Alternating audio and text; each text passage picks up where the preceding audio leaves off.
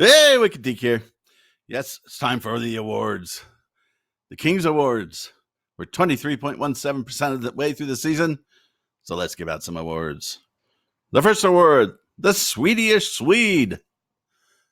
Which of the Kings players is the Swedish Swede? Well, when you look at other teams in the league, you think, the Swedes are good players. This is going to be good pick. Fortunately, the Swedes on the Kings haven't quite had the seasons we were hoping for. Starting off with, of course, Mr. Kempe. Fabio. Yeah, rough season. Yes, he had the tying goal last night. Let us all be very, very excited about that. Although I do have to call out Jim Fox a little bit there. Look at the relief on his face. That doesn't look like relief. That looks like the same exact expression he's had all season long. He's got those kind of cold serial killer eyes. Poor Adrian. Oh my God, I bet he wishes Muslin was back. But he scored second goal of the season. Good for him. You don't like to see players suffer that much. But overall, for the whole season, can we give him the Swedish Swede award?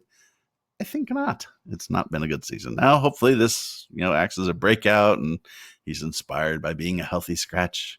I love that whole thing. We'll inspire you by benching you. But I have some doubts. So what about our other ones? Well, we have Ryan on defense. Yeah, I bet you didn't even know he was a Swede. And that's pretty much all we're going to say.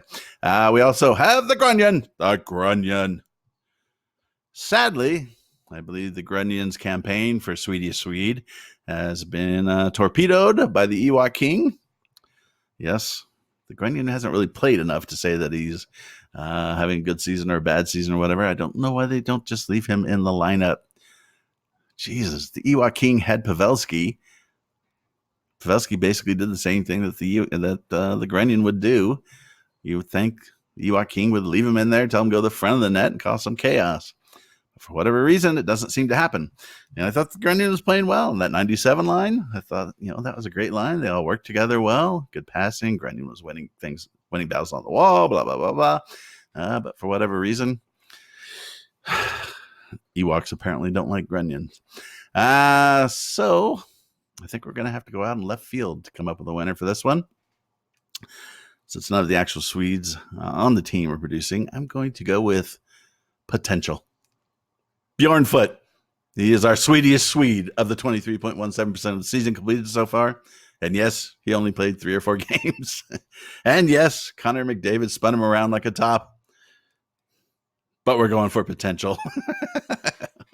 He showed enough potential that little weightlifting, natural growth. Next year, he's got to be on the Kings, you'd think. Ginger of the 23.1% of the year.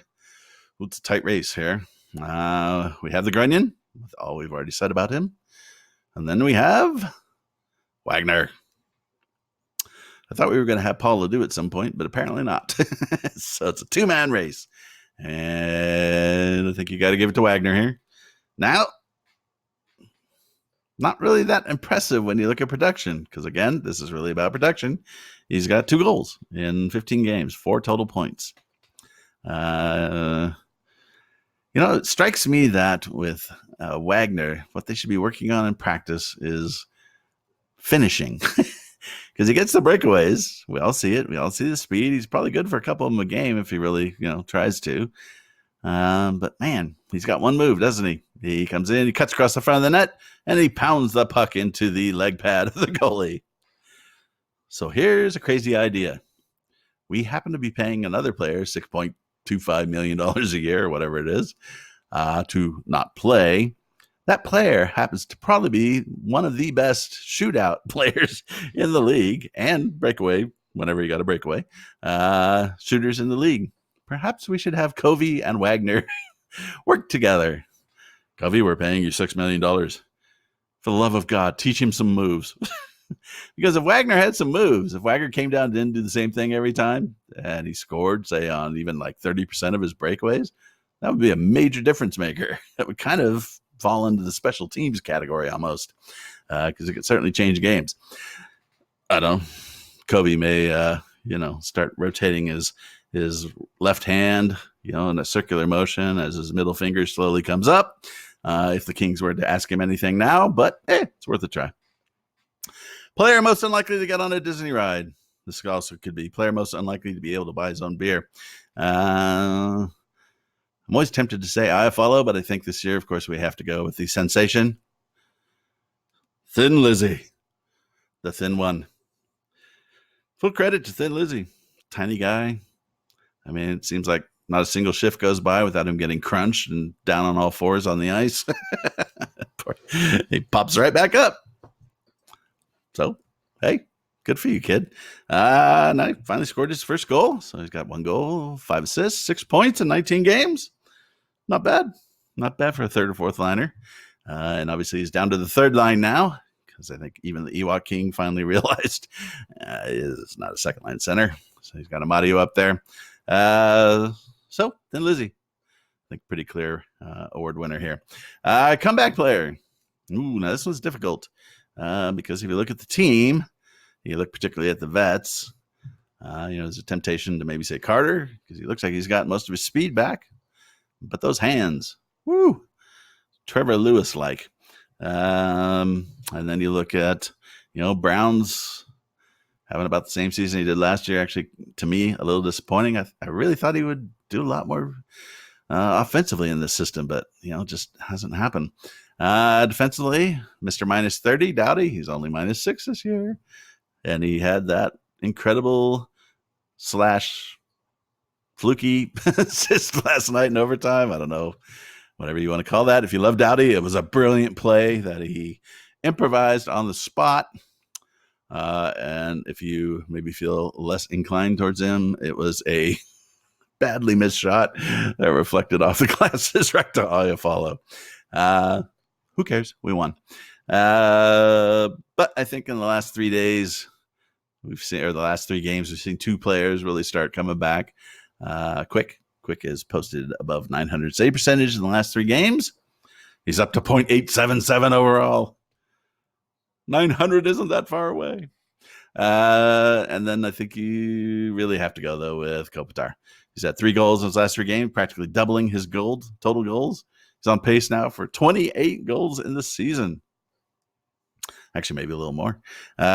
Say 30. Ooh, the big 3-0. He's got 21 points, 19 games. I thought at the beginning of the season he looked pretty, but he's definitely getting used to the new system. I think one of the things that's really helping him as well is we have to give an assist to the Ewok King. If you look at time on ice, Kopitar no longer plays 23 minutes or 22 minutes a night. Most nights he's right around 19 or 18. Now if they go to overtime or there's a bunch of penalties, there might be a variation. But it looks like the Ewok Kings cut about 4 minutes off of his time. And that seems to be having a pretty big impact at the end of the game. You don't see Kopitar, skating around like he looks like he needs oxygen. And then, of course, later in the season, hopefully he'll be more fresh or fresher, freshy, whatever it is. So I think you have to give it to him. Now, having said that, the Kopi star needs to be looking over his shoulder because somebody's a-coming. And he's coming, he's a big guy. Kind of Kopitar-like, if you think. And that would be Vilardi. We're getting close to Vilardi getting on the ice in an actual game. So do you think if he plays even like 1 game at the AHL, we have to give him comeback player of the year? I think if he makes 1 game for the Kings this season, he's comeback player of the year. Comeback player of the last 2 years. He's the double-year man. So it's Vilardi. Good Lord. But if he comes back, he gets on the Kings at some point. Probably not till late this year or next year. But if he does, glorious. We'd have 2 real centers. Although I thought Amadio played pretty well as a 2C. But you can see he's probably more of a 3C, to be honest. But nonetheless, so you can see Gabe. He's closing in on the Copester. And let us hope he makes it. You would think at this point I'd have some kind of a word for Covey, but I don't. I think we've kind of beaten that horse a bit much. So Let's let Kobe be. Any other words? None come to mind, but feel free to listen below in the comments section. And it'll be interesting to see what you think because, of course, 23.17% of the season is a critical juncture. Dick out.